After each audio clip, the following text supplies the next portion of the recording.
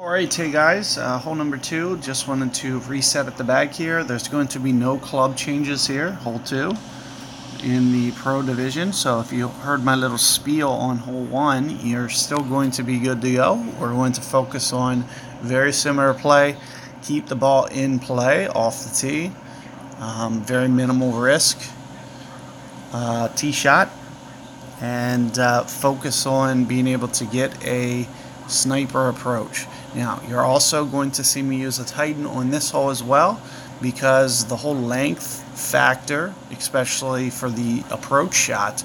So the last 2 holes, you're going to see my decisions being made based off of the length for the approach. I want to make sure that even if I get, very close to max on my sniper, that I don't have to go into power. That's going to allow for a little bit of extra precision.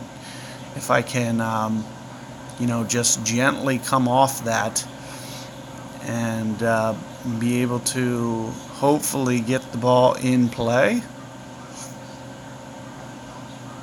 and give myself a very good chance to make that eagle run, as opposed to maybe having a wayward tee shot and having to settle for birdies. So what you're going to see me do on this one is I'm going to set up slightly left here in the fairway.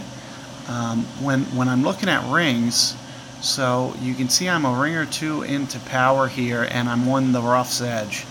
So I am going to at least play this 9 rings short from the edge. So if I'm already 7 rings, I'm going to come back just an extra 4 just to be careful. And you can see what I'm doing with my curl.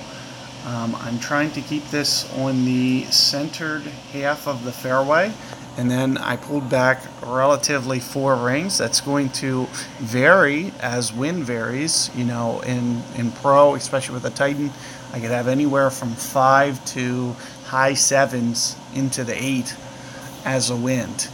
So what I've been using is close to 1.5 times the wind. So in that case, it was a 6, so I was accounting for at least 9. I'll round up to 10, because there's no sense there's no such thing as really over pulling there. So I'll just round up to make things simple, and I'll make sure that I'm at least 10 rings from that fairway edge. And here you can see with my positioning where I'm able to put it, this is probably as short as you want to drive it. So you do want to be somewhat careful, and you can see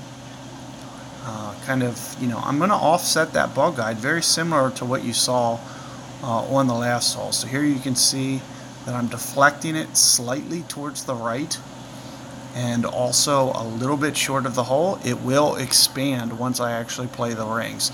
Keep in mind that I do need to probably overplay this slightly, so you will see me go maybe a little bit closer to 7 rings, 6.7 maybe. The great ball is going to end up costing me. I'm 100% certain of that almost, that it's going to deflect out towards the left. So here you can see, comes out to the left. Speed-wise, it's pretty good. When you're going through your round, it virtually comes down to, definitely perfect ball timing, but also keeping in mind these extra factors for the wind. When you can see, if you want to, go back and watch my video there, the place that I set up to hit that shot was at about plus 12 yardage when the sniper. So you'll see next to where it says sniper, it'll say plus 12. Well, that means that it's 12 yards past max, so I can't use that max ring adjustment, which is 1 per ring. So if it's 6.1, I needed to go maybe closer to 7. And you could see that by the way that it deflected, that everything that I was kind of factoring in was definitely something worth factoring in, because of the fact that it still got to the left of the hole. Granted, I did hit a great ball left, But these are just factors that you need to be considering.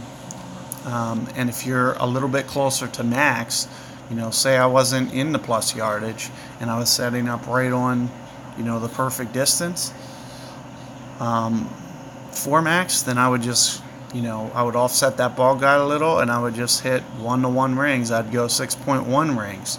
But keep in mind, when you go into plus yardage like that, you have to make some kind of overcorrection. So in that circumstance, you saw me almost go 7 rings, but the great ball did cost me. But good luck with that one anyway. At the very least, you're going to have a very easy, straight, without, just very careful. Be good with your rings, and you'll have, at the very least, a very easy birdie every time. So good luck there, and catch you guys on hole 3 coming up.